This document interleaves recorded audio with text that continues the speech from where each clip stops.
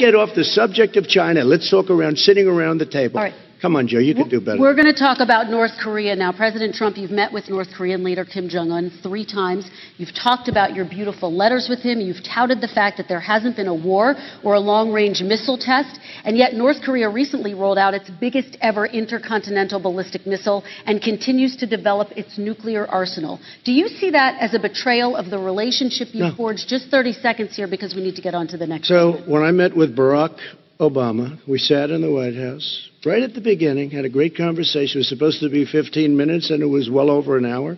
He said the biggest problem we have with North Korea.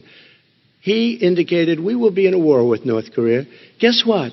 It would be a nuclear war, and he does have plenty of nuclear capability. In the meantime, I have a very good relationship with him. Different kind of a guy, but he probably thinks the same thing about me. We have a different kind of a relationship. We have a very good relationship, and there's no war.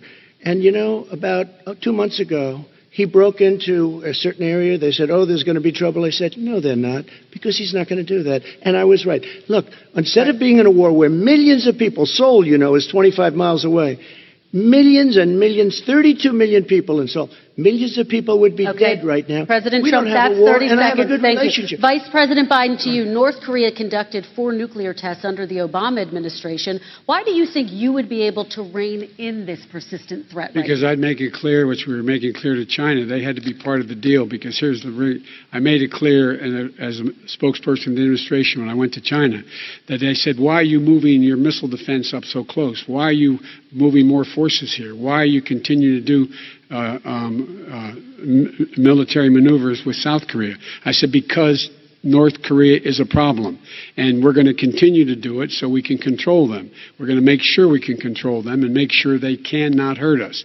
And so if you want to do something about it, step up and help. If not, it's going to continue. What has he done? He's legitimized North Korea. He's talked about his good buddy who's a thug, and he talks about how we're better off. And they have much more capable missiles, able to reach U.S. territory much more easily than ever did before. Let me follow up with you, Vice President Biden. You've said you wouldn't meet with Kim Jong-un without preconditions. Are there any conditions under which you would meet with him? On the condition that he would agree that he would be drawing down his nuclear capacity to get the Korean Peninsula should be a nuclear-free zone.